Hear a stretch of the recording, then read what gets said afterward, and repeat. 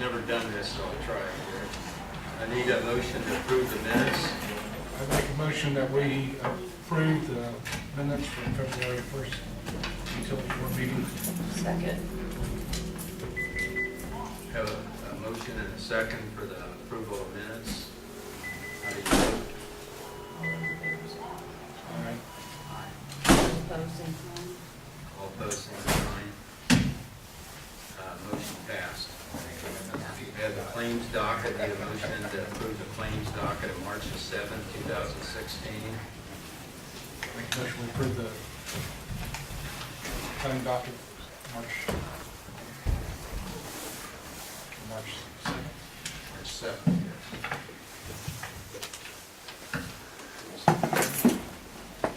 yes.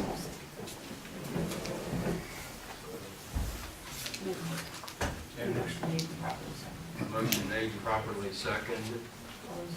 All those in favor, say aye. Aye. All those in favor, no.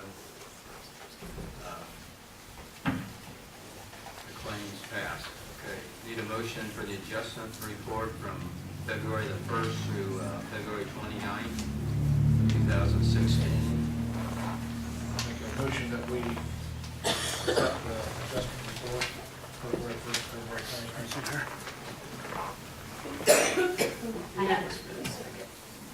I have one more item that has to go on this adjustment too. We need to see. We have a letter from Mr. Scott Swift today asking that we give him credit for his water. And so we can go over it. You guys might want to take a look at the second page. And you will see that Mr. Swift was estimated along with everybody else. And we're going all the way back to 13 and 14. And he was estimated. And his estimated, according to him, overcharged him, and like some do. But please note on 4/15 of 2014, he was also given credit of zero consumption. He had to use some kind of consumption that month, and so actually what happened was that the meter made up the difference. The meter caught up to the estimated. Right. Okay. And so now we're going into 2015, and the same incident, only this time, if you notice on the 4/15, his meter not only caught up with itself, but it also gave it a credit of 2,000 gallons of So it's up to you guys. You guys make the claim. You guys do the adjustment. You approve the claims. But I'm going to use Marilyn Parnell as a for instance here. Marilyn Parnell, please forgive me, Marilyn, when you see this video. Marilyn uses 1,000 gallons per month, every month. So according to your home rule ordinance, she's allowed up to 3,000 gallons, correct? Are we just supposed to go in and credit Maryland 24,000 gallons at the end of the year? The way the bylaws are set up, there's a minimum bill, and then that minimum bill, you can use up to 3,000 gallons. Right. Over that. Yes. You know, properties that sit empty for months on end, they still pay, you know, the minimum, something around $76. Exactly, and so, And there is credit given for that gallonage. right. And so, what we're looking at here is that, and this is exactly what happened, and so Mr. Swift is asking for $126.78 credit, and so we can give him this credit, but then, in my opinion, then Mr. Swift owes us for around 6,000 or 7,000 gallons of water that the meter crediting for. I don't know. The gallonage, this is billed at a higher rate because it's a 4,000 gallon estimate. Yes. if we were doing a 3,000 gallon estimate and he was paying the minimum charge, that would have been, in hindsight, that would have been the correct thing to happen. Him paying the higher 4,000 gallon rate. Right. And I guess I have a tendency to agree that he was overcharged. And so, okay, and you can give him the overcharge, okay, but then somewhere down the line, he owes us for 7,000 gallons worth of water. I don't understand how it's really water. Did you think that you didn't use any water in the month of April? I know, right, I understand that, but Well, your meter caught up with yourself. That's exactly how that happened. I was never credited the money I overpaid. Yeah, but you were credited in water. It's not the utilities company's fault that the town council sought to seek out a home rule ordinance. So when they sought out this home rule ordinance, that means I pay, you pay, everybody pays the 76. Now, if you didn't have that home rule ordinance, what would have happened, Mr. Swift, would have been that you would have got charged $18.50 for your water bill. But because we do have that home rule ordinance, then Number one, I don't understand the hostility, I'm just trying to get what I think is fair. If you look on the 4 billing dates in 2014, the actual reading was 660,000 gallons. And then when it finally caught up, if you drop the zeros off, 672. That's 12,000 gallons. Divide that by 4 months, that's 3,000 gallons a month I'm using. When you look at my total history, I've never gone over 3,000 gallons a month, except the times that I've been estimating. And so Okay, so I do think you I think- was, and yes, it shows So me. don't you think that, I'm sorry, but don't you think that, don't you think, no, I'm sorry, but don't you think that if you got charged $95, and $95, okay, you paid for one extra 1,000 gallons, one extra 1,000 gallons, one extra 1,000 gallons. And so, don't you think that that reflects that zero consumption at the month of April? Correct. In April, because you estimated at the end of March at 672,000 gallons. When he made the actual reading, it was 672,000 actual gallons. It shows I used 0 gallons that month. I paid the minimum, 7609. But for the previous 3 months, I was estimated at the 4,000 gallons, so I paid 9507. Well, I want to ask you about is the difference between the night. I should have been paid, should have been billed for January, February, and April at 3,000 gallons. And that's on that. And then again, it repeats itself in 2015. This, just all came about, 2 minutes ago when we started the meeting. None of us board members have had time to And look when at I this. dropped this off this morning to the town clerk, I said, hey, I know it's last minute, this can wait till next Do you month. care if we table this for this meeting? and I let us told her this research it? morning, I know it's short, it was short-term meeting in there, and I told the clerk treasurer, if we wait till next month, there's no hurry on it. Take something with you? Now, let's table it. But Is it okay with you if we table for this meeting? Well, just so you, if my phone number's on the end of that, if you have any questions with the map, even in April of 2015, it shows I used negative 2,000 gallons, I paid the minimum. And the 126.78 that you're asking for, does that represent the That's- 6 months? Correct, that's the difference between The normal rate and what we the months estimate? I was billed at 4,000 gallons on the estimations, I should have been billed at 3,000 gallons. Correct, okay. So I'm asking for the difference between the second level of pricing, the Versus the 9509 normal 3,000. versus the 7609. Yeah, that makes sense. Does that make sense? Yep, All right, thank you. thank you. And now I have a problem with that because according to Keystone, we are not supposed to be giving any credit on this usage that people have paid. Because sooner or later, everybody's going to start doing this. And you can see by the report, the meter caught up with itself. And this is what we were told by Keystone. The meter catches up with itself. And so you credit nobody because you guys sought to have a home rule ordinance. And so either we enforce this home rule ordinance or we don't. I agree the meter caught up, but I was never refunded the over money I paid. You don't have a refund coming. Okay, let's, And I'd say if this has been going for years, I can't be the only one. So I know the meter caught up, but the money never caught up. okay, let's Thank you. look at this. I appreciate it. Thank you. Okay, anything else on the adjustment? Do you have something?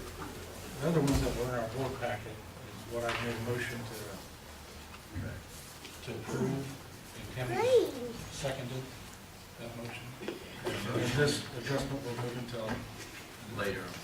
next board meeting. So there's been a motion made for the adjustment board. Let me say yes. Yes. Say what? There's been a motion made. Properly second. Properly second. Those in favor, signify by saying Those in favor signify by saying aye. All right. aye. Aye. Those opposed. Opposed? The motion was passed. Okay, we got comments from the residents. Service utility items. The other stuff will be meeting the next town board meeting. Is there a Karen Brewer here? Yes, the property? Oh. We just approved that, so I guess you. Well, we've got a few other things here. It was, you've approved the wastewater bill for $230.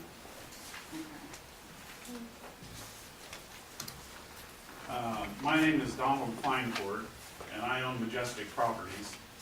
And we have about, I think, 5 homes out here in Deerfield Farms. And we've had some problems with the utility service. And I went online, I don't know, 3 or 4 weeks ago, and I copied this off the internet. And I want you to take a look at this. Stick it over in there.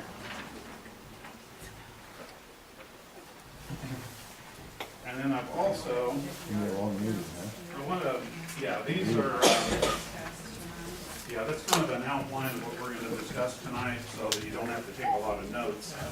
And we will go through that line by line.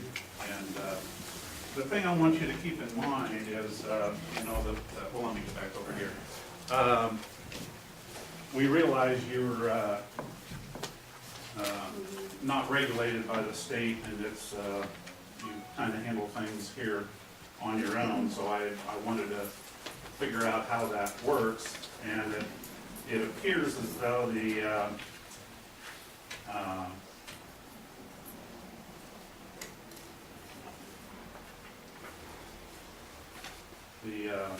county clerk has a lot of discretion in what she does. And the only recourse is the town board, and then if that doesn't work, then you go to the local court system. And the words there that I highlighted in yellow are the items that you really need to follow when you run this utility. Things need to be non-discriminatory, reasonable, and just. And the clerk has an enormous amount of power. And it controls our time. If she chooses to shut water off on us, and we have, this happened just last week, threatened to shut water off on our service. We had a new tenant getting ready to move in. My people couldn't come work on the house, and it Fortunately, we got it resolved, but only after a check was written. Let me back up a little bit. This is my daughter Karen, and she runs the business office based out of Rensselaer, and Paula Royal's sitting back there, and she's our property manager here in Lafayette. I have been in business about 20 years. I have purchased over 200 homes in a wide variety of different jurisdictions with utility companies. I've been as far north as Rensselaer, as far south as Greenwood, Indiana, as far east as Greenfield. So my experience goes back a long ways. And I can tell you, I have never paid in 20 years somebody else's water and sewer bill, except here in Dayton. The other thing, every home I bought, all 200, the largest sewer lien was ever on a property was $50. So with that in mind, I want Karen to continue with the details of 226 Drive. Yeah, so our property manager, Paula, called to get the water switched over into our name. At that time, Alina had told her that the water was going to be shut off because the tenant hadn't paid the water bill. The water bill had got to $411.69. And of course, they let me know about it, so of course, I have to call because we have to have water. We need water, we're painting the house. You can't paint a house without water service.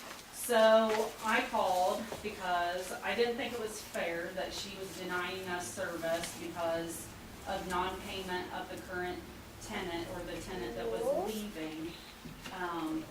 You know, I wasn't aware that the tenant hadn't been paying her bills. I wasn't aware, all of this stuff, we shouldn't be penalized for somebody else's bill. Dayton contracted the water service with that particular person, not with Majestic Properties. But that was not the answer. She told us that she would rather us just make us keep the water in the homeowner's name. It's the homeowner's responsibility. And after that, I told her that I wanted a copy of the bill then. And she absolutely refused to give me a copy of the bill. I wanted to see the water usage because I couldn't believe it got to $411 without it being turned off in the first place. At that time then, she hung up on me because she said, I don't have to give you that and I'm not going to. And she hung up on me. So I had to call my dad and I said, you're going to have to go in there because she hung up on me. There is nothing I can do from where I'm at. Well, then I was happened to be working on the house at the time, so I just drove down here to the utility office, confronted Alina. Let me apologize too. I've got your name spelled wrong in all of these notes, but I didn't know, we didn't know what we were doing there particularly. Yeah, I didn't know what her name was. Yeah. I asked her how could a water bill get to the $411.69 without it being shut off. Becky, and this next statement came from Lena herself. She said, Becky came into her office and asked Alina for the minimum amount needed to keep water service on that property until her move-out date of January 19th.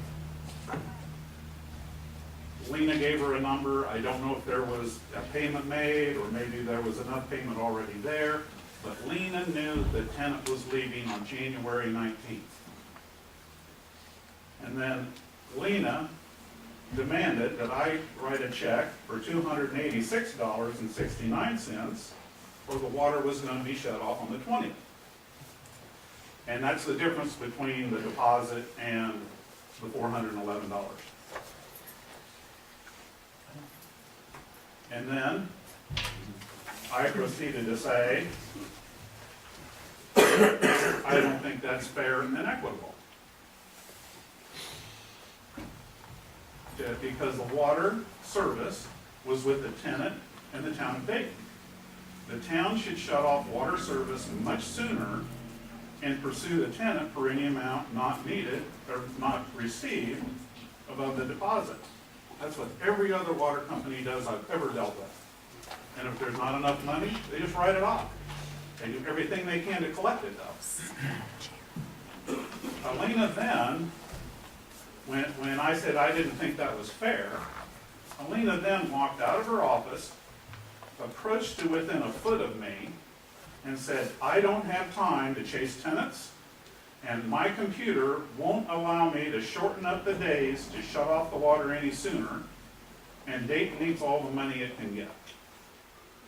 Then she stepped even closer and said, you are the one making all the money on that house, and we are gonna stick it to the landlord. Now, come on. Mr. Yes, Mid- you no. told me Were that you as there? well. No, You now, come told on. me. I I'm have the sorry. floor. That is, I have the come floor. on. And what did I do? Did I Okay, threaten you Ron. physically? Hang on just a After second. that? Let him try to finish up. I have the Yeah. floor. Don, We need to Oh, come comment. on. I talked to you that day on the telephone, and you told me the same exact thing. I probably did recite the law. Yeah, I did. Let's move on here.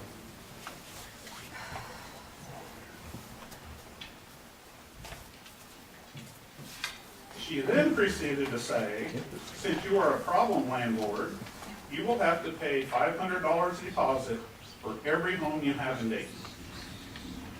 Then Alina proceeded to tell me, I am gonna find a city ordinance somewhere in the state that says all water service must stay in the name of the homeowner. At that, I said, well, I don't think the landlords are gonna like that too well. How many landlords do you have in town? She said, way too many. I then walked out. I had had enough abuse for one day. I went back early, then that's when I got online and realized Ouch. that everything Lena said, she can do. She can charge me $500. She can make me pay, because until it goes in front of the board, it's her law. That's a lot of power for one person. So I walked in with my credit card and said, Lena, take whatever you need. She billed me out for the $286.69. My hands were tied.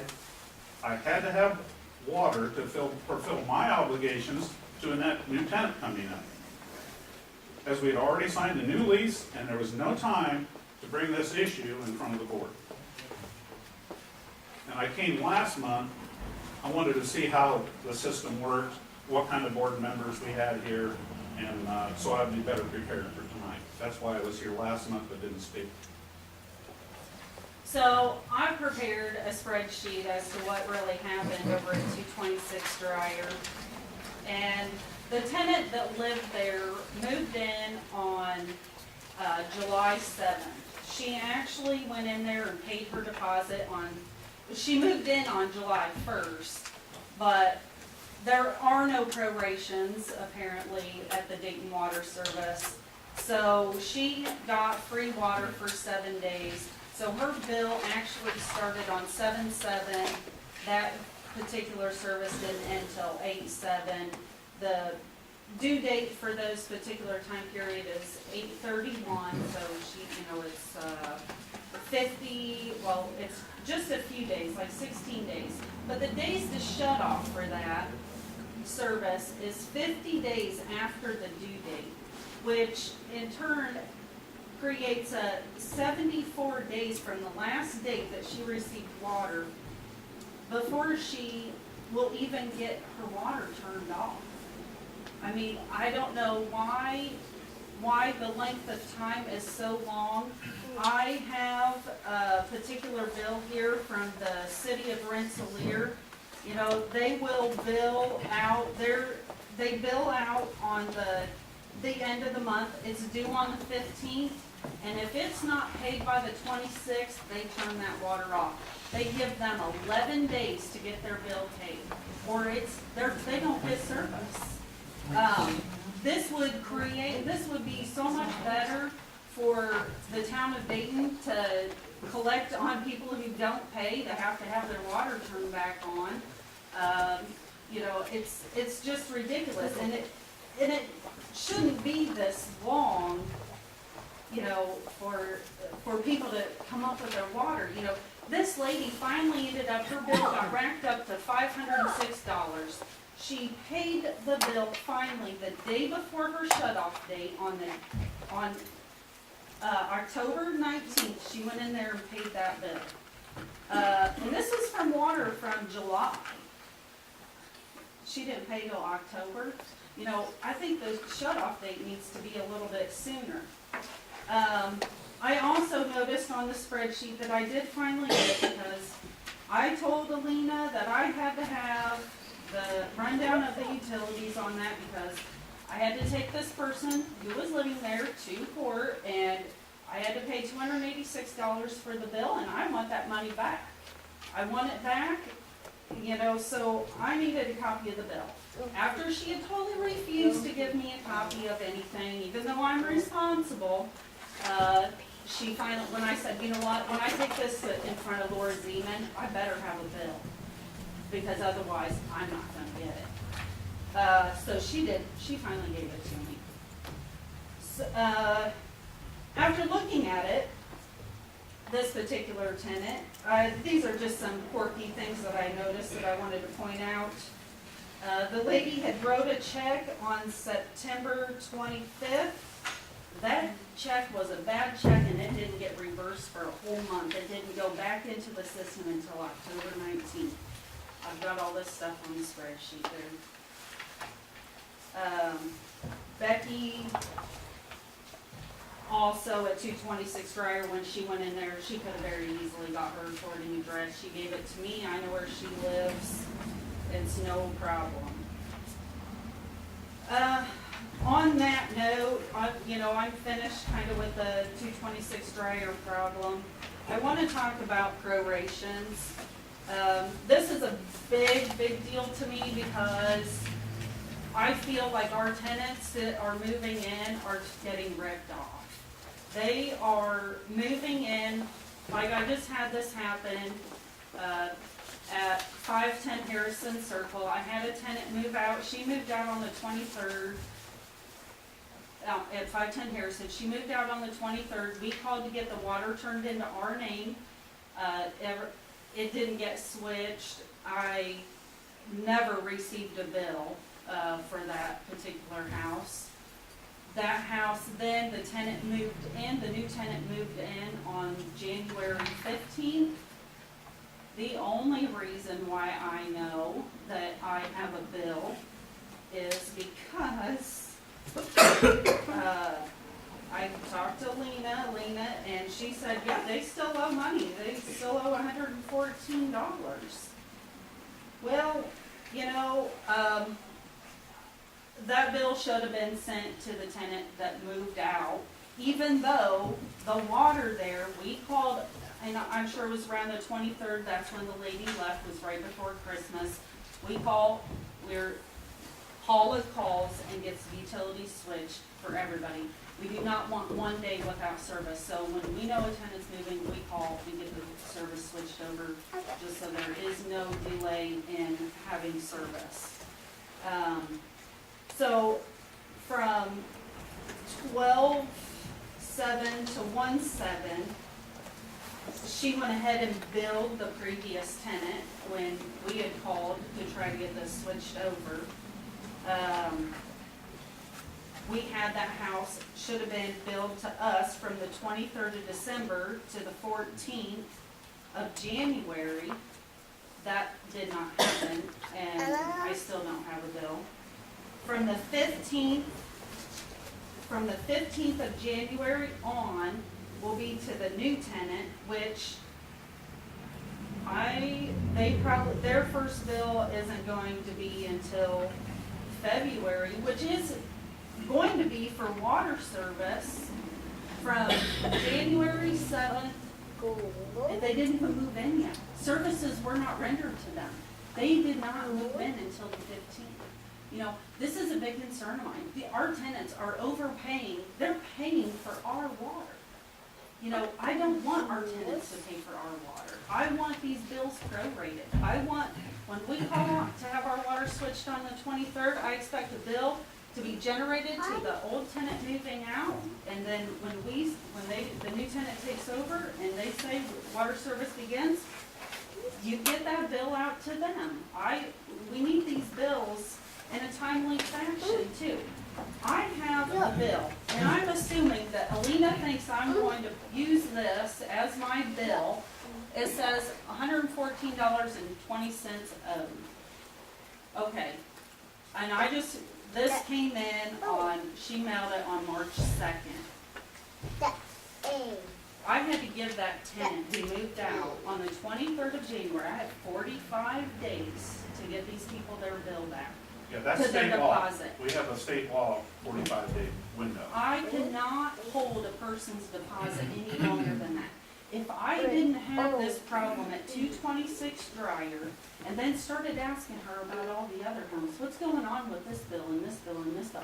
Because I'm just in the dark up there. I have an obligation, and I think the utility company has an obligation too, to make sure that things are fair and just. I want to make sure that the bills that we are bills, the dates that we owe for, the bills that the previous tenant and then the new tenant is only paying for what they have.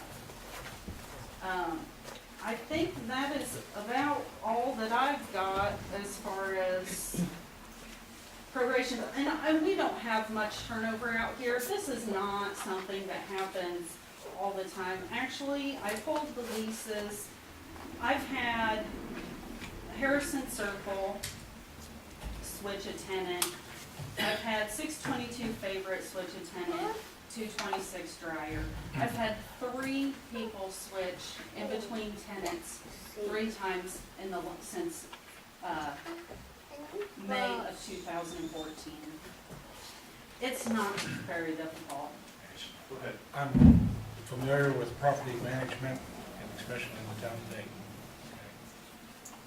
I am familiar with the concerns that you have, and I can appreciate that.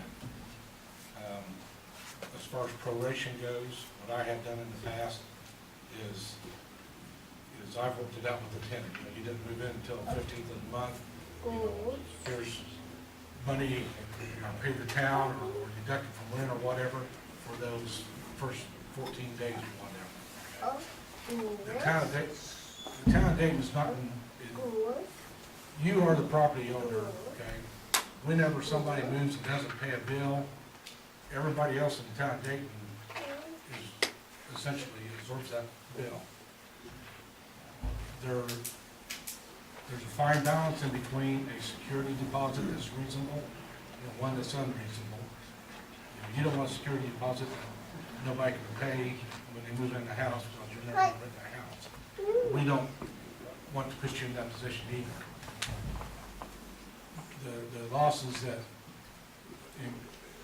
occur because people don't pay their bills, we have to absorb, okay? We're not a collection agency. We are going to get our money. Town Rensselaer, Delphi, these other towns, if they want to walk away from that, that's their business, okay? But, we have we have a responsibility for the people that live here to collect that money.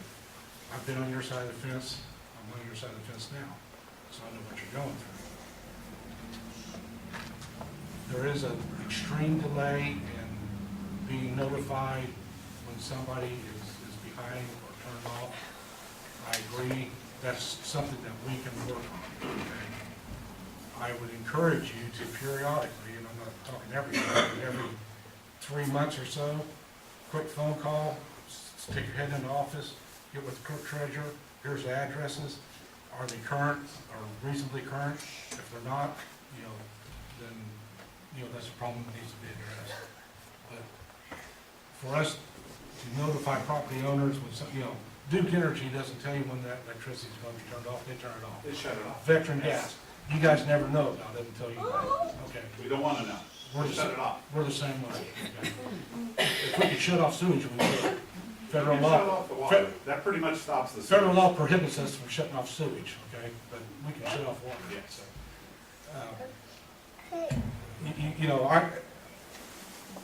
as far as getting credits on some of these other ones, Well, Well, we're not done yet. We'll have to dig into it. I'm just telling you. Yeah, I realize you're not gonna be able to make decisions tonight, and we're aware of that. There's a couple of ways we can go about where I think it would be satisfying with things, and, you know, part of it's gonna be maybe you looking at this utility a little bit different than maybe some of your dealings have been at other utilities, okay? I do know Lafayette, you know, you're gonna pay sewer bills in Lafayette, so. We've never had in 20 years. I've paid it in the past, so Yeah. you're a better negotiator than I was. Well, they never sent us a bill. We never get a bill. They shut the service off.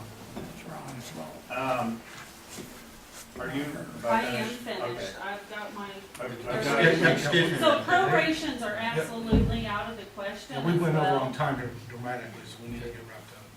Did they shut you off, and did you shut off in Lafayette? I mean, somebody's got to absorb that, right? No, they shut it off before the deposit's used up. You know what you need to do? Go down to the utility office in Lafayette and stand there for 10 minutes. There'll be 15 people show up with a wad of $100 bills. They're getting their water turned back on. You've been in there. They're there to get that water turned back on, and then they pay a $50 Our reconnect fee. deposit's $125. We've raised it up a couple of times, and people really don't like it. What's that? Excuse me, I missed that. The deposit is $125, and Well, at that rate, you either have to raise it up 200 like Rossville or some of the other places, I guess, to get it up with some of the tenants, it's 200 a month, Well, 150. and- I have it in my final statement here, but what you need to do is probably raise it up, maybe another $50, and for crying out loud, shorten that time down to something like Rensselaer. You get that thing down to 37 days, there won't be anybody unless they ran the spigot all day. May I say is gonna one be- thing? Joe, would you like to recite the due process law to them? Well, you have to tell people when they're going to have their water shut off. Sure, Yeah. it's right there on the Turn it bill. on the Put it bill. on the bill. And by law, and by the way our program's set up, this is what we have to do. We have to do this. And not only that, we have to print them out a whole page of their due processing right, or we are violating them, or we are in violation of them, okay? They stick it right on the And bill. I think Put it it's right on the fair bill. We're gonna to shut you our off people on a certain day.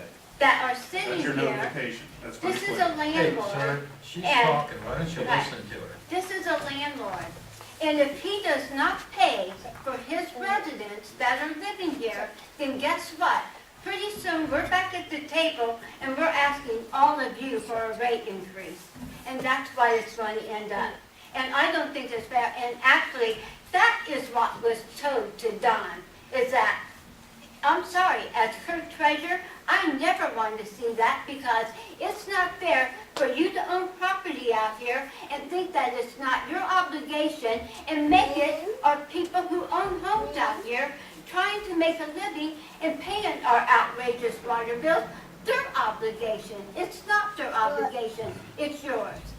I'd like to add something too, that I have. It's yours.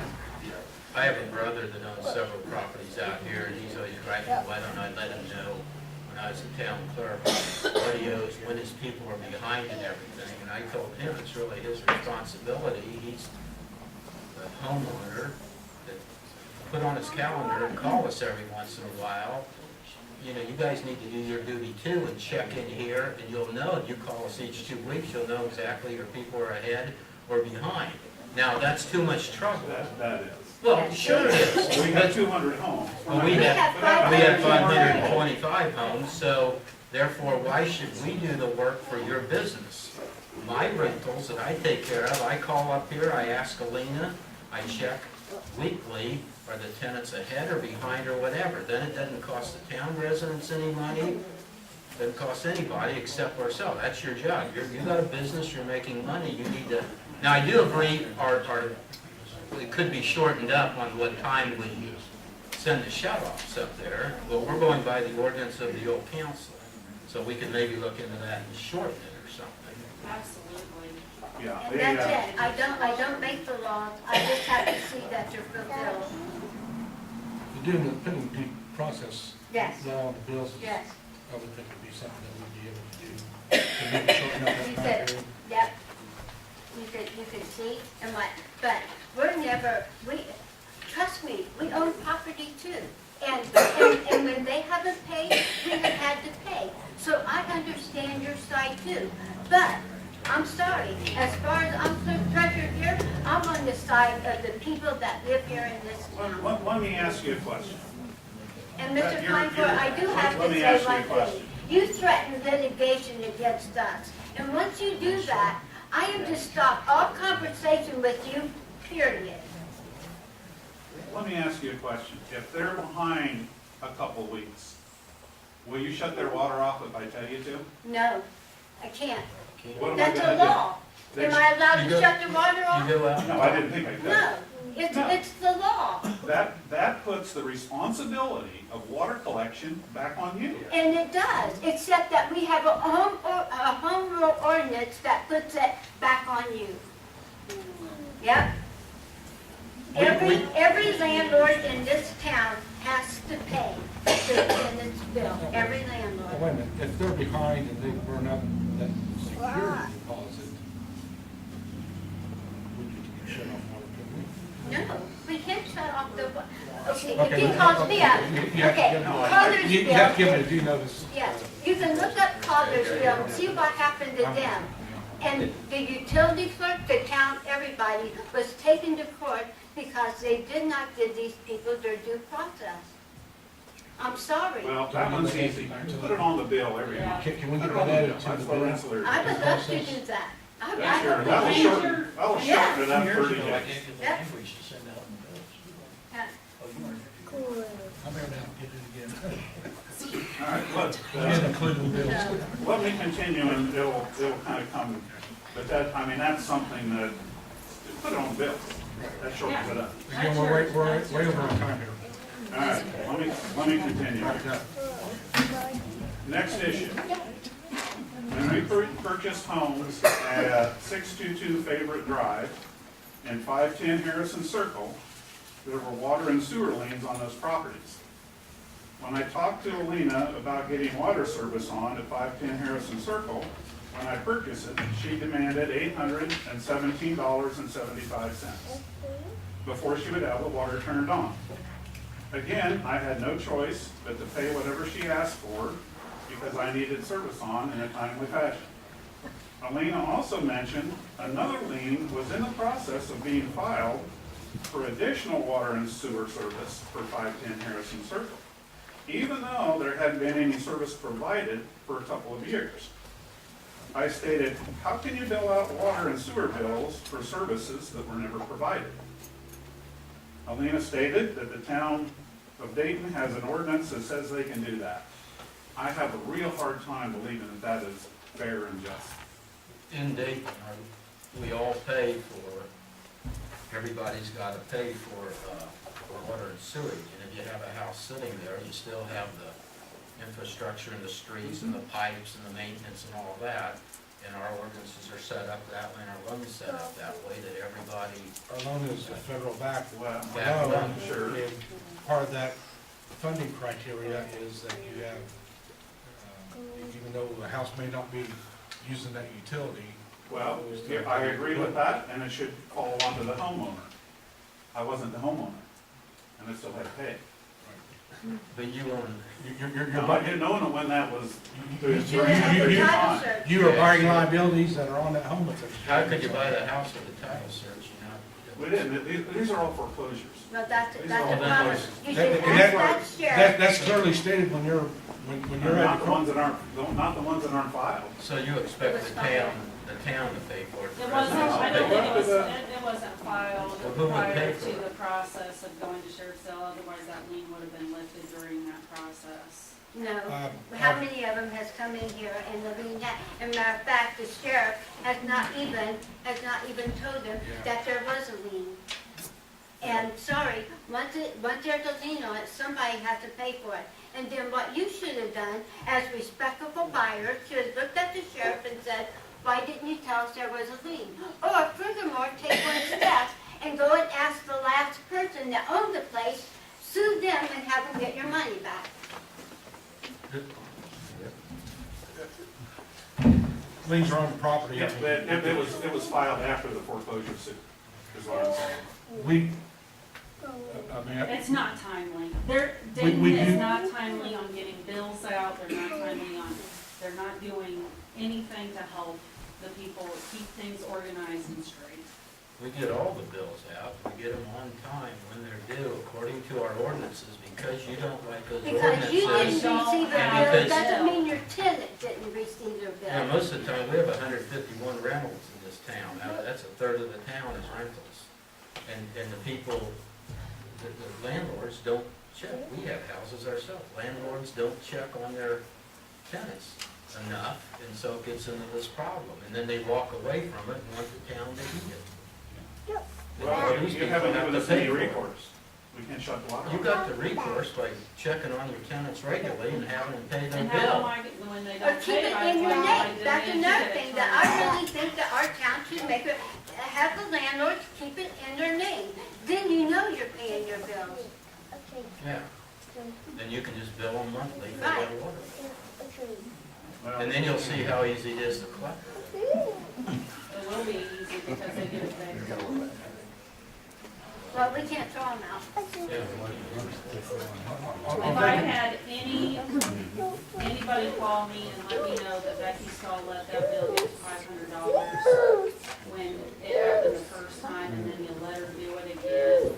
I Do would- you send out late notices? Do you send late notices? Well, of course we do. Well, then send one to the homeowner for crying out loud. And why should we have to do that? Why should we put on another cost to our utility company for you? Because you're holding us responsible. Yes. Well, you know what, then, and it's too, but it's too hard for you to call up here and Yes. ask if they paid. Yes, it is. Oh, my goodness. So we have It's sent still out gonna give you 200 some extra amount bills a to month. do. You've got that many, Yeah. yes. You're still, And so we're supposed to, hang on.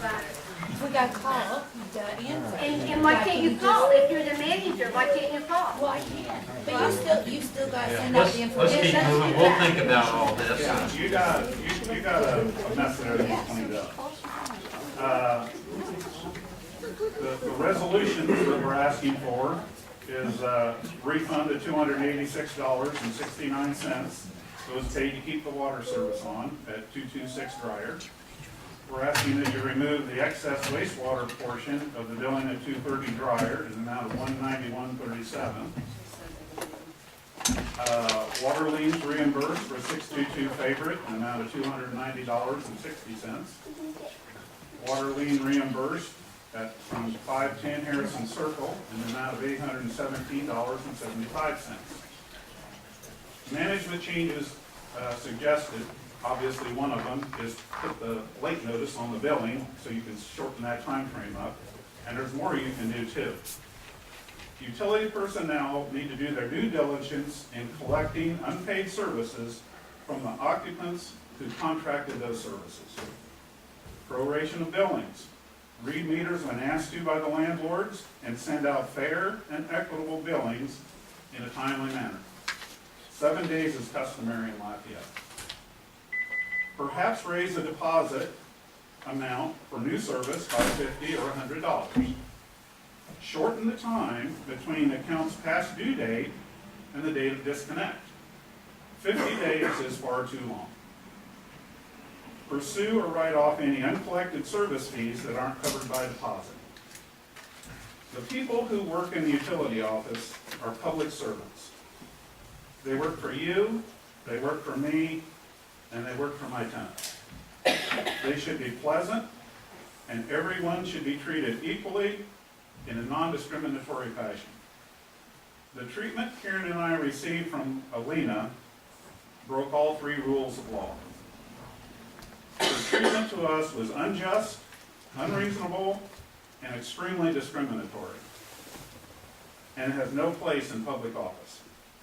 We feel it would be best for the town of Dayton and its residents that Alina resign her position. It has also come to my attention that a lady by the name of Janice was fired a few weeks ago. Obviously, we don't know the details as to why. Number 7 is inappropriate for this format, you know. Okay. Okay. I was a town clerk for 12 years and never had this problem. You might have had somebody come in and gripe a little and they paid a week later. The landlords were pretty respectful of everybody. I worked with her for 7 years. She's one of the nicest, soft-spoken people I've ever met in my life. And I think it comes down to sometimes the landlords come up, you can write all this and make it sound one way, and I've been up here with her when I think you've been in here, and she never treats anybody the way even near close to what you've even alluded to. But you also, that's what I read all this, it sounds to me like you don't want to have any responsibility on, you want us to do all your work, do your billing for you. You guys need to collect and call us up once in a while and check on your bills. You are offering the service to the tenant.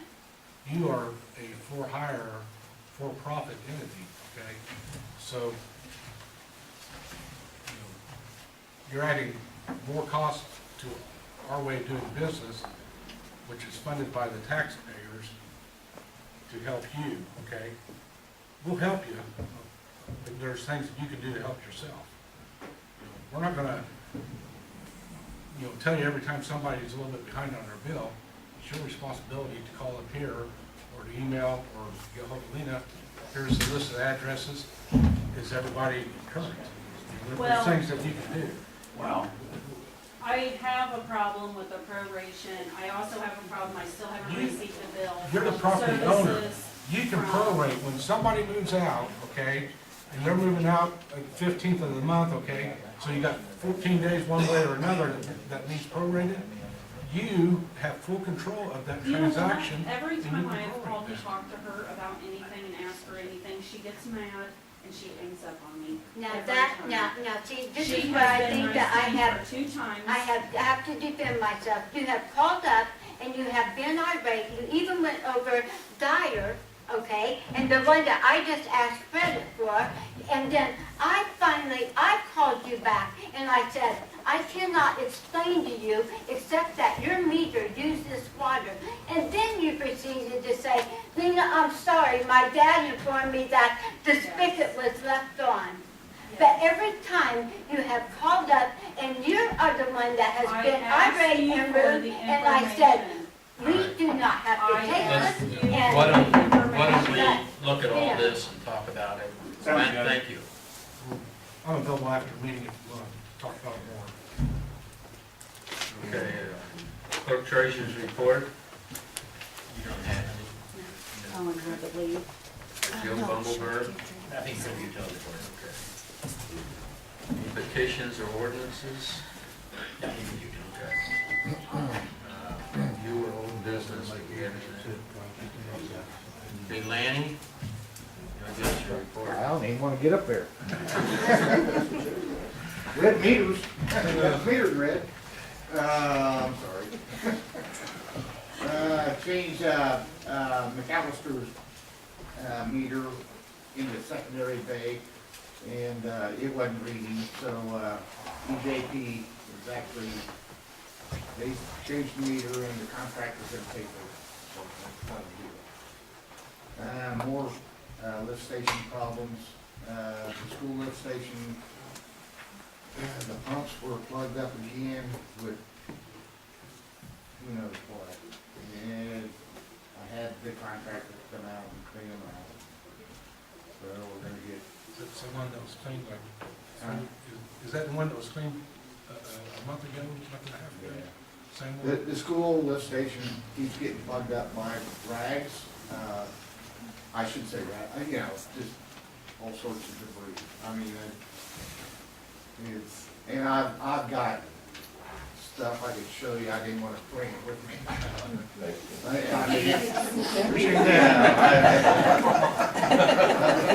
It looks like a mop, stuck in these pumps, and I just don't know what to do about it. Anyways, we got more problems with that. Got the power pole problem here right on South Street. I did locate Saturday night. I did talk to Duke, and they're gonna go ahead and back truck it out rather than drill a hole, because I got water and sanitary pipes right within a foot from it. So, and that's gonna have to be carefully done. Got the grease traps and the grit traps all inspected 2 weeks ago, and McAllister had theirs pumped out. They're great people to work with. I got some other issues with the gas stations I gotta work out with them and lock in. But other than that, I got the generator. Generator seems to be working fine, and that's it. Thank you. Thank you. Thank you. Okay, reports to the council members. Tammy? Ashley? I don't. So I need a motion to, Motion that we close the service utility board meeting. all those in favor? Aye. Aye. Meeting adjourned.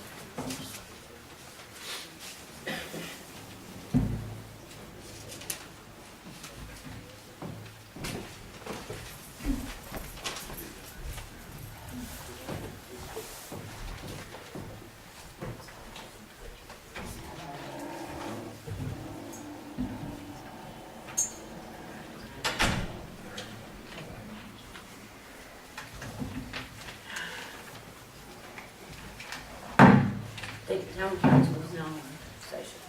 Sorry, I have a cold. I may be hard to hear, but hopefully this will help. Approval of the minutes. February 1st, please. Make a motion to approve the minutes for February 1st. Second motion. Any motion made, properly second. Those in favor, signify by saying aye. Aye. Those opposed, same sign.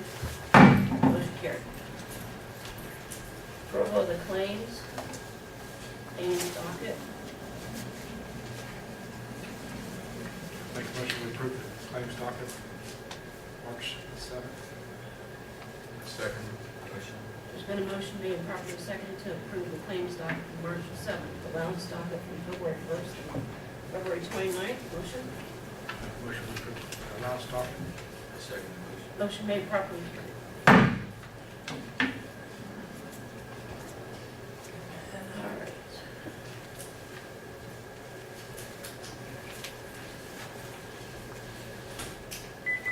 Comments from the residents not to include the de-annexation at this point. Anybody else want that? Comments from residents other than the de-annexation. Oh, Any other little, anything else everybody wants to talk about? we'll get to de-annexation in a minute.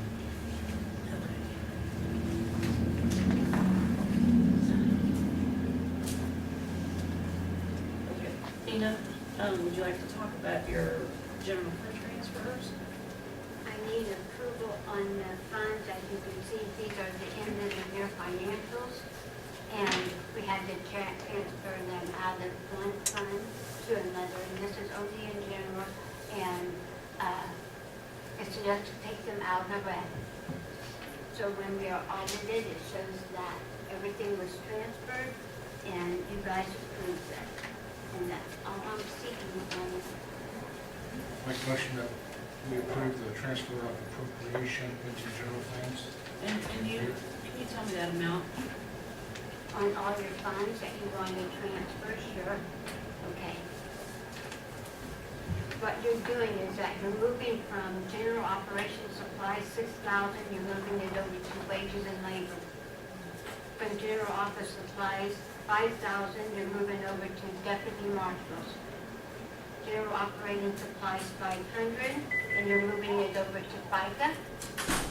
General operating supplies, 1,000, and you're moving those over to general perk. General operating supplies, 1,500, you're moving it to the town marshal, and general town marshal. General other services, 3,000, and you're moving that over to general building. And that's just to take all the ones that are in the red, and then it's a one item, it's a one line item at the end. And so actually, oh, I'm sorry, one more. You're taking Edith machinery, 8,000, and you're moving it over to Edith repair. And all you're doing is doing the end of the year appropriation transfers to make sure that everything is, And that was for 25,000, correct? yeah, 2015 to 25,000, and it was for the year of 2015, yes. All right, is there a motion to approve?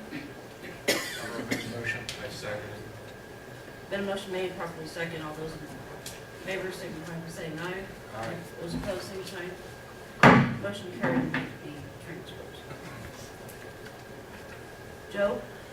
I have an email the other day from Marshall with a list of suggested changes for the golf course, or the golf cart ordinance.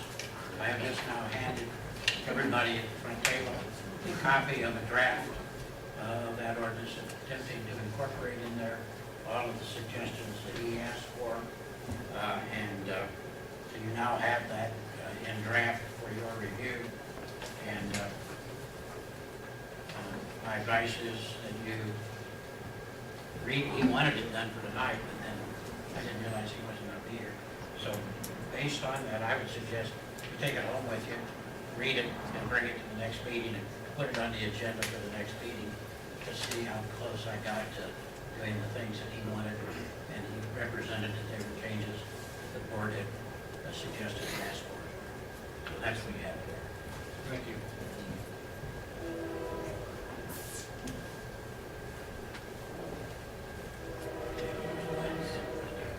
You have anything else? No, I don't have anything.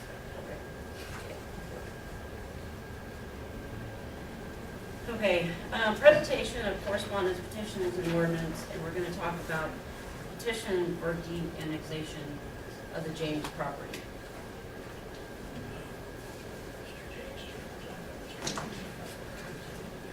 Okay. Mr. Brooks, you have the floor. My name's Tom Brooks. I'm the attorney for David and Shannon James. Before we start, I'd like to clarify a few things. Mr. Bumbleberg had filed the petition for the disannexation along with the notice. On the city's website, the notice signed by Ms. Muckle is actually the legal description that was in the petition. What went to the newspaper is not the legal description that was filed for the petition. This is incorrect, and so I would ask that the legal description be corrected and a new meeting set for next month. I don't know how this legal description got put in the newspaper, but it's not the one signed by Ms. Merkel that's on the website. That's the one that was sent to me on the email to put in the... This is the one that you signed and is on the website, on the meeting, and it does not match the legal description that is in the newspaper. And so consequently, we cannot act on the petition since it was not correctly advertised. Okay, was this the one that was sent to me on the email that Kelly asked me Here's the one that you to signed, ma'am, send in the paper? and the legal descriptions do not match. I can tell you that there are several misspellings and that sort of things in there which appear to be a problem with the typesetting of that ordinance. Yeah. But the fact is, Mr. Brooks, you're suggesting that the legal description here is defective, It is not as set forth in the petition, yes. all right? Suggesting then to the board that they can, as their first step, hear Mr. Brooks out. And he has just said that he thinks this matter ought to be moved to the next meeting with a new advertisement run in the newspaper.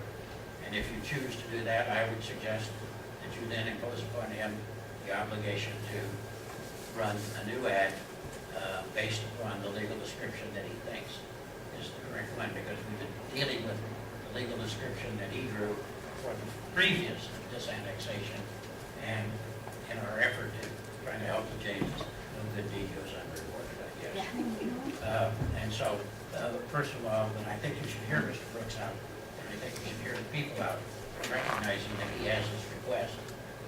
And the other thing too is, that with only 3 members of the board here tonight, he may have some comment about that. I would say that we cannot hear this tonight because the legal description is incorrect. And to do it correctly, we need to have a proper legal description in there. Because that is what advertised to the general public as to what was going to be disannexed. So I'd like to move this to the next slide. Frankly, I think that he has a point, and that would be, that does not keep you from tonight from listening to these folks who have all come and making the record on that for this hearing tonight. But there would be no action that you You take take. no official action But tonight. these folks have taken the time out of their evening. That's right, so you let him speak tonight on the basis of that, and then Mr. Brooks, and he and I, dealing with each other all the time, he and I talk about putting the burden about getting this legal description correct. So, make a motion to continue it to the next board meeting on January 10th. And I'll just start inviting the people up to speak. So that Yeah, well, you need a second. yeah. Is there a second? A second. Been a motion made properly second to continue to the next council meeting. I will get you well, actually, the one that you have there that you signed is proper, but I will get you a new one so that I don't take responsibility. Mr. Ford, would you get with me and we'll coordinate this? Right. You and I will make sure it's done. Okay? Thank you. We have a motion on the floor. There's a motion to continue. Yes. Seconded. Yes. I didn't hear the motion. There's been a motion made properly second. All those in favor, signify by saying aye. Aye. Those opposed, same sign. Motion carries. Okay, thank you. Now you can start calling people. Now, in an orderly fashion, we will hear thoughts on the de-annexation. Well, we get new registered letters from Ball and Eagles. It's up to Mr. Brooks. What's that? We Meeting. have new registered, we got letters that were required us to sign. Accept. All the adjoining landowners received a registered letter last week, I said, But because you're continuing it, they're here, and they're here. and it's in a public meeting that we'll take care of. They don't have to have another letter. I do this all the time with West Lafayette redevelopment, with EDC and everything. Everybody who got a registered letter is. No, we don't know that they're here, but they had an opportunity to be here. They had the opportunity, Not to and be this is a here. public meeting. That's on their. We got our registered letter on Friday. And I would think they would have come out a little before. They were sent pursuant to the statute of 10 days before the meeting. That's when the notice was in. Okay. First up. Chair has invited you to go to the podium. Please give your name and address and speak whatever your position might be. Concerns on the de-annexation. Is everybody supposed to stand here? Linda Bell, 255 Prairie Lane. My understanding is that there's a lot of confusion. Nobody really knows exactly what is the purpose of de-annexing. And all the property owners want to know the purpose of de-annexing the property because of several reasons. If they just want to put a well on it so that they can water their horses, which is one thing that we've heard, does it have to be de-annexed to do that? Is that, then why de-annex it? Well, I mean- Mr. James and Mr. Brooks can speak to the issue of those reasons and everything, because this is indeed their petition. And the board might not know until all you people tell them, or they tell you, what all these other reasons might be. Well, the reason why everybody's here is for the same reason. Okay, well then, Knowing what the property is going to be used for. Are they gonna have more horses? What are the legal ramifications of having the horses down there? Because what I found online You're allowed 2 horses per household. They're not supposed to have cows. They've had chickens. We've listened to barking dogs. If they want to have it just to have a well, then there's no reason to petition. There's no reason to do that. Because my property value and all their property values are going to go down. Because what can happen after this is de-annexed, and it does go through, let's say 3 years down the road, they say, this isn't enough land for us, we're gonna sell it. Now, can they bring in pigs? Can they bring in goats? Can they bring in llamas? Yes, they can. That's gonna make my property go down even more, and I don't like it. If I wanted to live in a country next to a farm, I would have moved into the country next to a farm and know what I was getting into. When my husband and I was looking for a piece of property, we drove around a lot of the towns, Battleground, Stockwell, Shaven, to find a house. We passed that house probably 3 or 4 times before we ever stopped. We finally stopped one day, looked in the window because nobody was living there. But it wasn't until we walked around behind the house and we seen it, the view. It was absolutely gorgeous. The big backyard, the neighbors that had owned that house, they mowed it. It was beautiful. It was like we had found a piece of heaven in town. Now what I look at, that I see, is a mud pit with horses and cows. And it's not, now it's not that sanctuary that I bought into, or they bought into, or they bought into. Is that your view or my view?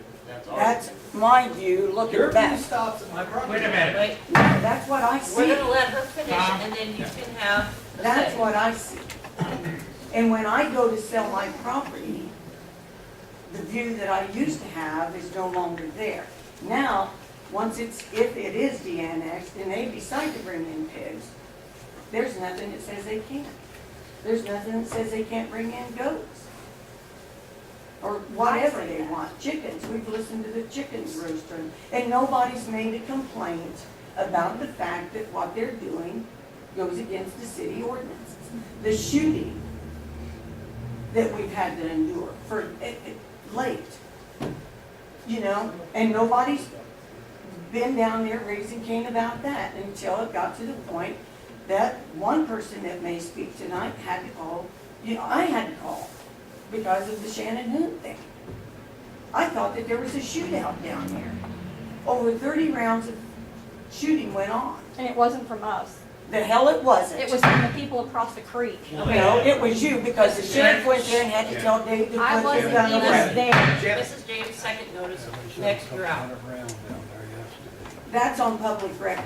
You can call the 911, and the sheriff went there and had to tell Dave to get back in his property, that he was shooting illegally. It was after midnight. Let's, And it's just, those are, the safety thing, the guns, it's my property too. It does affect me. It does affect the other people in here. okay, very good, thank you. Let me reiterate again that the reasons for the petitioner are known to them, and that's the obligation upon them and Mr. Brooks to tell you tonight what are in fact answers to your questions about what they want to do and why they want to do it. Can I say one more thing? No, you're done. My name is Mike Davis, live at 78 South Street in Dayton. The reason I'm here tonight is this issue was brought up back when, 2006, my understanding, this de-annexation for this original property. It's been about 10 years, I think. Okay. That was approved by the board, is my understanding. Why are we even having this discussion? The reason, I understand it, there's horses, there's shootings, there's whatever animals, whatever down there, is that in 2006, it was approved by the board to de-annex that property. But yet, none of the paperwork is signed. That's my understanding. Okay, so I'm gonna turn to the clerk, who's done research. You have the floor. And we have went over, I'm sorry, I didn't get your name. Mike Davis. Oh, hi, Mike, I didn't recognize you without your hat. Okay, we have went over everything, and I even explained this to Mr. James, okay? And what we have found on the minutes is exactly what happened last month.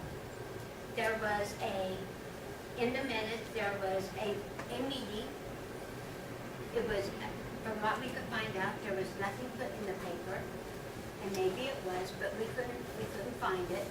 But the same meeting that took place last month with a continuing to do the petition, and I think Mr. Williams was on the board at the time, the town attorney, gave them and told them it was okay to go ahead and continue the petition. But then the petition, nothing else after that. There's nothing that reflects in any minutes whatsoever. We have played the tape. Mr. Fuller has played the tapes. Nothing. There was several meetings on vacating an alley, and then one meeting as far as just annexing the property. One meeting. In June, you made the first motion to vacate the alley.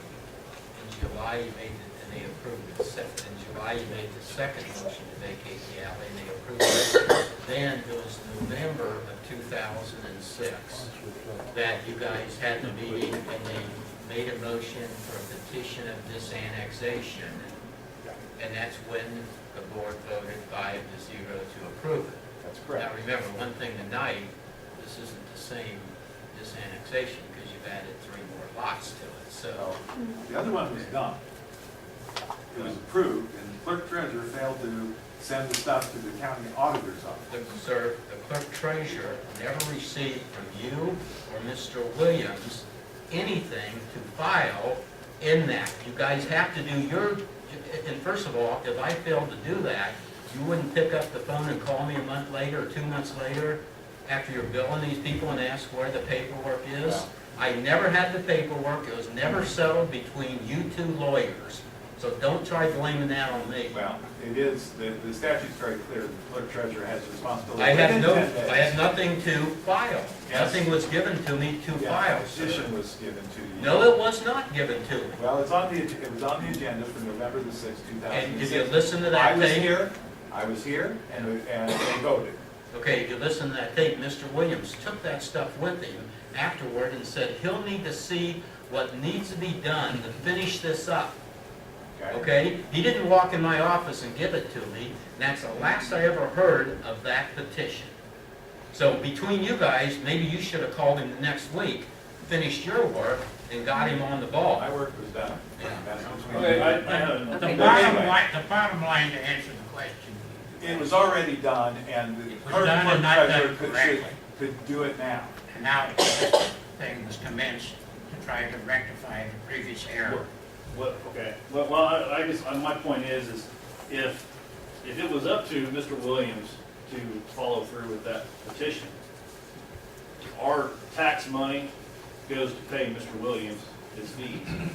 It's the town board's responsibility and Mr. Williams' responsibility to make sure that gets done. If it wasn't done back in 2006, then it needs to be done now, corrected, and there shouldn't be a vote. It was voted for back in 2006. But if you listen to what Mr. Brooks just said, there were requirements under the statute, this document, whatever the petition, to be properly recorded with a series of statutory requirements. Those were not done. Frankly, I looked, tried to figure out a way to make that work, and there's no way to legally do it and make any sense. So the whole theory was start over and get it done right, and that's where we are tonight. And also added more property to it. Yeah, and they added the more property. Well, the idea was that it would be done like it was supposed to have been done back then, and then we would come back with a petition for the other 2 parcels that we have added. But the other 3 should have been disannexed back in 2006, and were voted to be disannexed. And what's happened is that because the auditor didn't get the information that they were supposed to get, those pieces of property continue on the town tax rolls instead of being rolled off of the town tax rolls. All that meant is that the James has been paying more taxes than they should have for the last 10 years because the town's taxes are higher than what the county taxes would be. So, I've never received the benefit of being within the town Dayton city limits. those lots, yeah. Don't pay taxes for no reason. Mr. Davis, and then to answer your question, when Mr. Bungelberg is finished with this, when all this is said and done and it's passed, he finishes it up, and then we notify 13 different agencies that it has to go to. Units have to be notified as far as taxes, that the Jameses will no longer pay town taxes, and so forth. We have to notify Tom, you have to notify the election board. The statute only requires the auditor, it's their responsibility to notify all of the other underlying taxes. I've done this before, and this is how it works. You know how to work that one out. So, Okay, good. Mr. Davis, have I don't anything else? think the town Okay. can stand to lose tax money. That's what it means. You want to step forward? Yes. Because people, I just got a silly question, but why would I'm the sorry, your city name? want to, Your name? Bill Edwards, 240 Current? Why would the town want to divulge itself of property that's bringing money to the town? That's, I don't understand that. I mean, can I de-annex and pay less? I'm right on the edge of town now. I've got property that really shouldn't be in Dayton. It was my previous property owner's desire to go ahead and put it in the town of Dayton. It had occurred, and I have no problem with that. But if I can de-annex those lots, maybe I'll save, what, $2 or $3? I don't know how much it is. A year. But, you know, anymore, a dollar's starting to mean something. I'm retired. But that's just a question for the town board to think about. I don't know why we want to take money away from ourselves. Thank you. thank you. I have one question.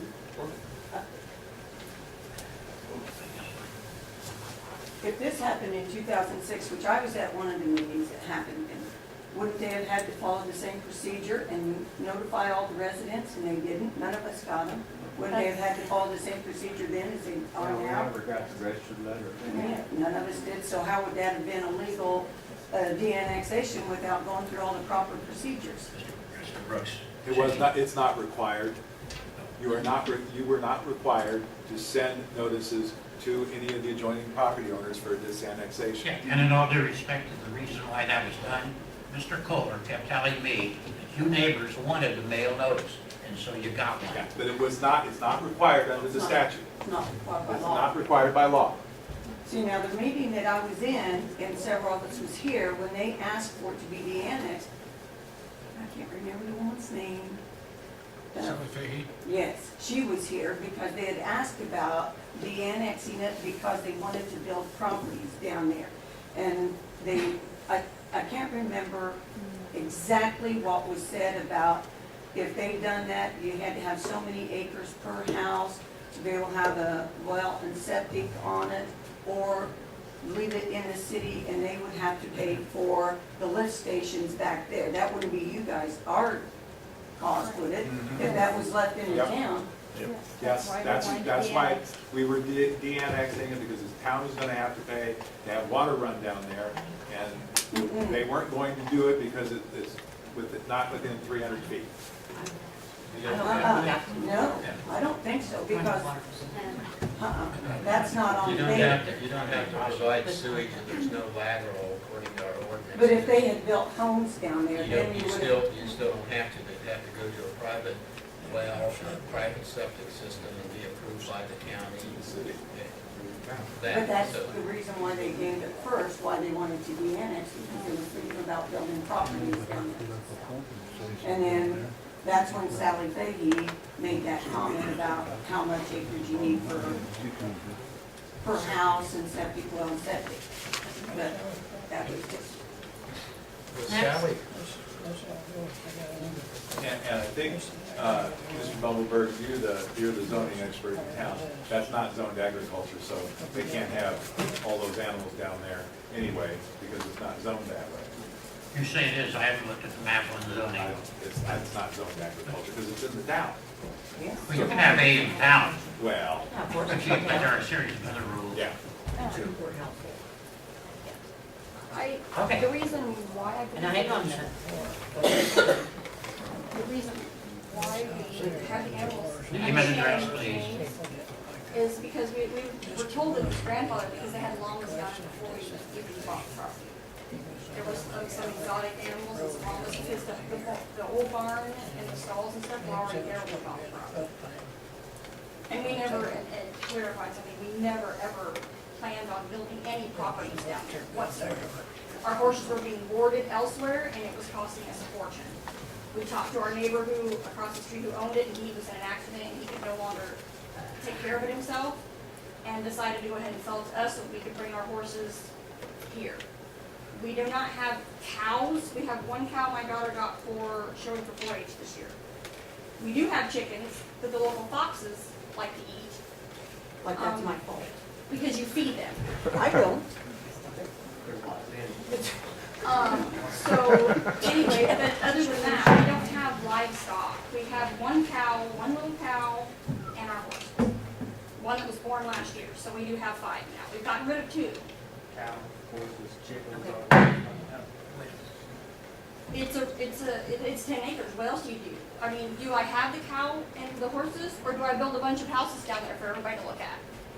I'd rather look at a house. Easy. Okay. Anyone else have comments?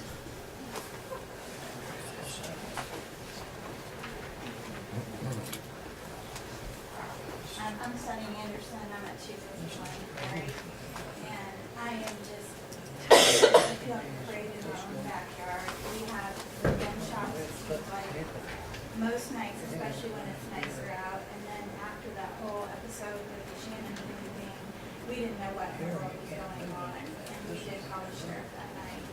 But we shouldn't fear for our own safety, just working out in the backyard, weeding the garden or whatever, and I moved out here for the same reason Linda had mentioned too, that it was beautiful out there. You could look out, it was beautiful, and now all we see is a great big mud pit, and we hear the 4-wheeler and all that, and the gunshots.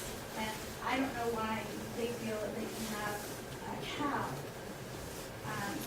That just doesn't seem reasonable to me, unfortunately. Thank you. Any other comments? Ron Moore. If all they want is. Yeah.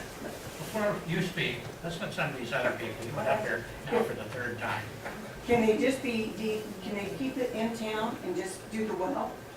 And not worry about the de-annexing and stuff? That's up to Is that an option? I mean, the That's a town? health department question.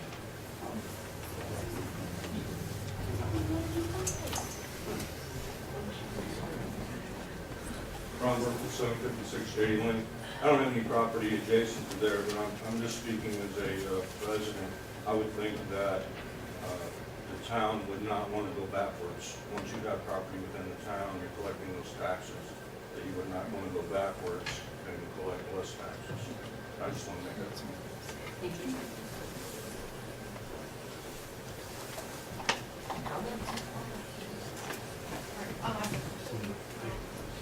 I'm Julie Brock. My husband and I own 49 Prairie Lane. We hope to sell this year. We put a lot of money in it. So I am concerned. I mean, and grew up on a farm, married a farmer, my son farms. So I get all that. So I guess I am curious, why do you want to de-annex if nobody has asked that? And Mr. Bumbleberg said that Mr. Brooks needed to answer that. Okay, we'll address that. Can we do when- that? Okay. Yep. Okay, then my next question is, what are the town ordinances? As far as, Can they have chickens there? I mean, if that property's in the city, are you allowed to have chickens? I Within think Dayton city limits? the chicken thing you can have as far as a pet or great project. Is As long there as it's, a number? As long as I it's just asked not- area plan, and you can have any 2 animals of anything, as long as it's within, outside 200 foot of a residence. As long as it's 200 foot away from the other residences, then you're okay, even being inside the town limits. Okay, so you can have 2 chickens, you can have 2 hogs, 2 llamas, 2 goats, 2 cows. You can have 2 of each of those species. I think Long it's- as Well, I I think just know the chickens and the horses. I don't know about any other farm animals. They sent me up from area plan the ordinance, and it's got lots of numbers in it. I don't know if it says two or any amount, but they've gotta be 200 foot away from residences. I think that would go a long way to help everybody if we actually knew what that ordinance was. Because I'm ignorant, I have no idea. I'm under the assumption that that's the reason why you will go past Mike Harris's house and you will see a couple horses there. Ron Kohler at one time had horses and they are in the town. But under my understanding, a horse is not a farm animal. No, they're pets And to most people. And They're it's very not pet. classified as a farm animal, and so, and that's the reason why you can see a lot of horses in town. Okay, so in the ordinance that Mr. Fuller was talking about, horses wouldn't be included in that, so we're talking about animals. Chickens are not, They're included in it. are cows. Let me observe that Mr. Brooks is a good enough lawyer, and he's listening to these questions. And if he shows up at the next meeting and does not answer those questions, Okay. I will be greatly surprised. I think he would. I've actually worked with him on something else, but so he would. I just didn't know, so I was curious. We'll try to get that ordinance actually posted on our webpage. So the It's on- county it's on the zoning county ordinance website. is indeed It posted is? Yeah, on it's the on the county county website. Go to the area plan commission on the county website, and if you monkey with it right, you'll end up with the zoning ordinance. For Dayton City. Well, City it's of a Dayton. unified ordinance For for the the applies county. all through the county. Okay, thank you. And in response to somebody's question, can't put a well and septic in there because it's in the town. So there can't be a well and septic, it has to be city water and city sewage because it's in the town. Mr. Brooks, No, you're right wrong. down below us, by our house, there is a A-frame, and they are in the city limits, and they are on well and septic. They, this town is required within I'm 1 sorry, year. but, I'm sorry, they are The on well fact and is, those could septic. be non-conforming uses. They could be. Start out, there are places all over Tippecanoe County where there are septic systems and well sewage. I know. And nobody Doesn't. wants to go tell a person to take a perfectly good septic system out and spend a lot of money hooking up to a pipe that's 300 feet away. Because there is no well and septic on there now, and because it's in the town, it has to be city water and city sewage. You cannot put well and septic in there now. Well, here's Because it's in the town. Here's our ordinance. 53.03, private sewage disposal system, what's I'm reading is, where a public sanitary sewer is not available under the provisions of this, the town, the building, sewer shall be connected to a private sewage disposal system complying with the provisions of this section. Then it goes down, says the type, capacities, location, layout of a private sewage disposal system shall comply with all the recommendations of the State Board of Health and the Board of Health of the county. And that's precisely why there's several properties in Dayton that are not hooked up. Because when the system was put in, they were too far away to make it economically feasible. So they give them an exception that if they're over 200 or 300 foot. You can't do that now. That's what it says.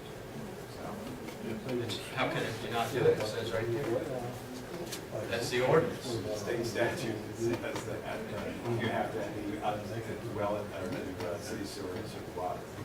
That's really not true, because the state statute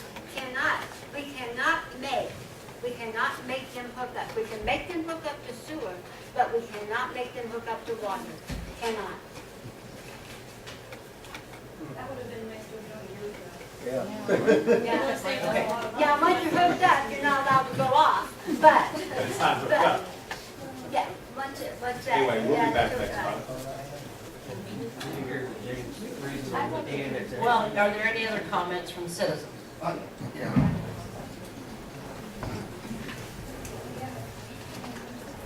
Dan McLaughlin, 261 Prairie Lane. I live next door to Dave and Shannon. And that's why I just wanted to, you've not talked to me about this. I have no idea what's going on. I hear the talk with the neighbors. And I really don't have a problem with your animals. What I have a problem with is the responsibility that comes with being an owner of animals. Your responsibility is, you've got to take care of them.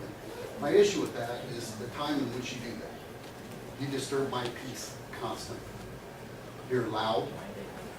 I have to jump my fence, go over there at 10:30 at night. I'm not trying to be an ass. I have to go there at 10:30 at night and tap on your shoulder. You're working on your house, I understand, but you got music earbuds in, headphones on, a tractor and a Kubota running. No. Now listen, so there's a responsibility with taking care of your animals, I understand that. You go up your hours and you come home and your job is to work on a farm. Take care of your animals. Okay? Where was I working that night? You're working underneath your house. I was at my house. Okay. That has nothing to do with this property. For the animals. You're running back and forth. You're running back and forth in your side-by-side Kubota. Non-stop. Down to the barn. I don't know what you're doing. Are you feeding your animals? I don't know. But I called the town.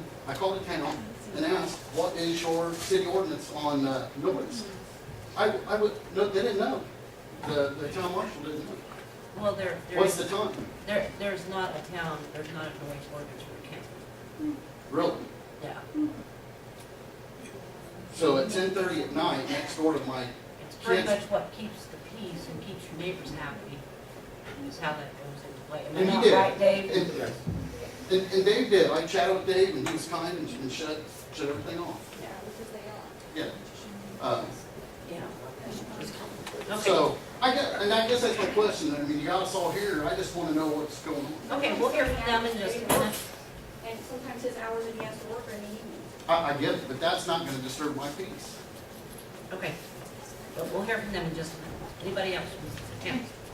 One more time. Sorry, I have one more question. Quickly. Just very quickly. Ordinances again. What's the ordinance about gunfire in city limits? You can't.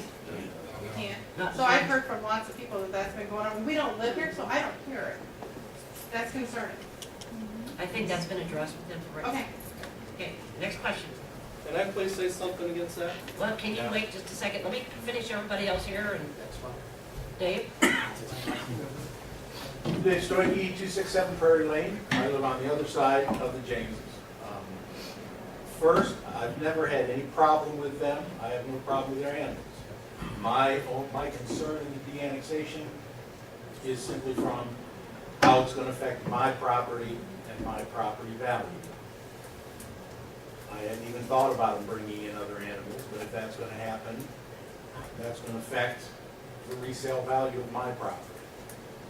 I'm not a gun fan, so I don't like the idea of guns being fired down there. But the town line is just a little bit to the east of that, and the people over there can fire guns. So I don't know if that's going to affect it or not.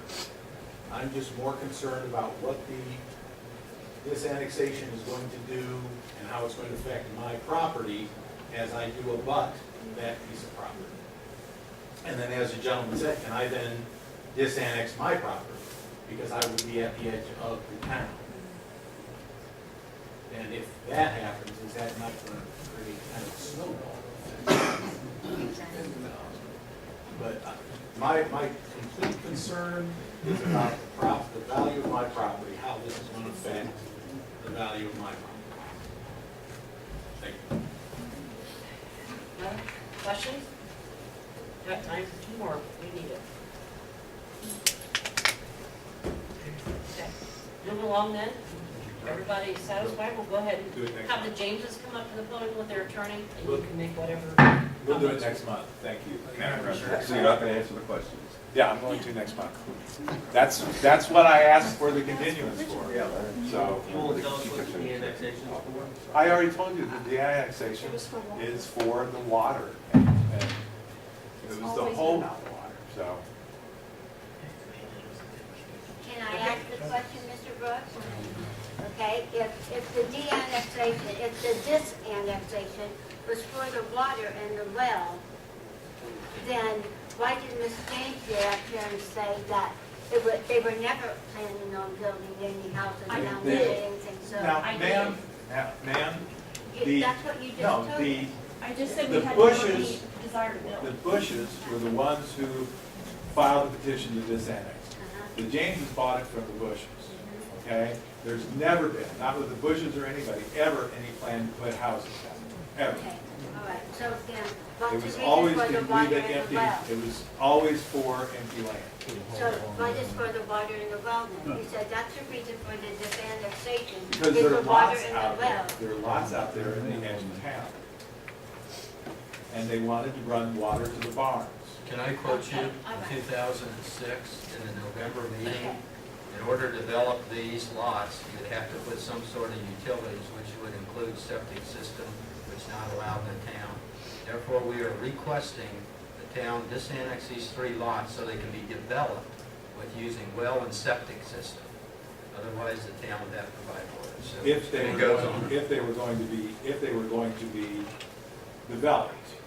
And the Well- Bushes never developed them. And then But the and they idea sold was, in several statements here, right here, word for For the word. opportunity.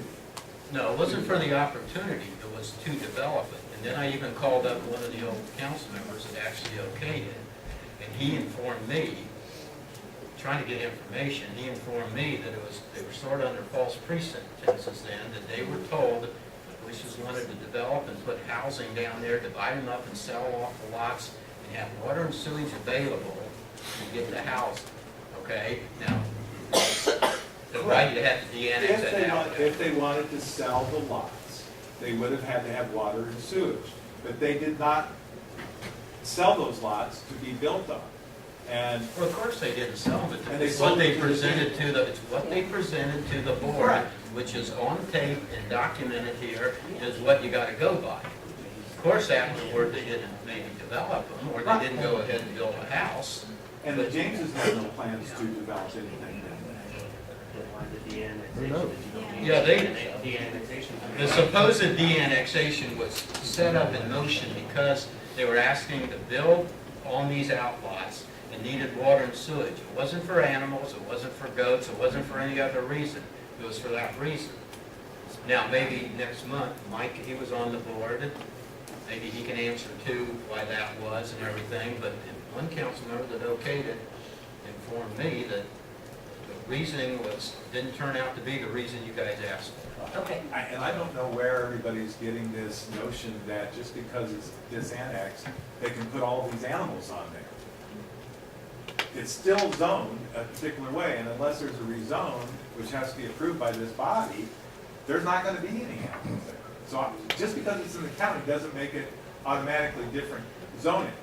What's the still right? I don't know, that's why I asked Mr. Bumblebee. I assume you guys would know from being in the city. I just wondered if you know, since it's your client, and you're de-annexing a piece of property, I was thinking you'd want to know what the zoning is on it, because it might impact the town residents there.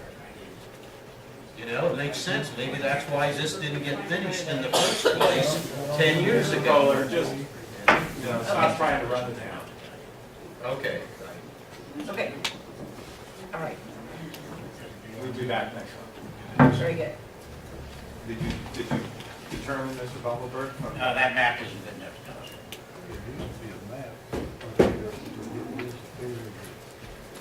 Okay. Thank you. Moving on. Police report, Ms. Marshall Taylor, is here, and you guys got all of your, There's reported in board packets. all your reports are in your packet or email. Miscellaneous and new business.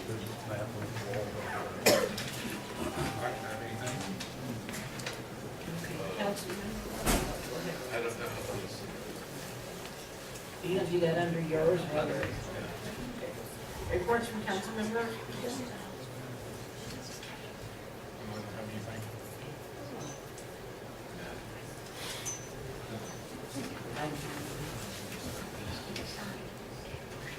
Motion to adjourn?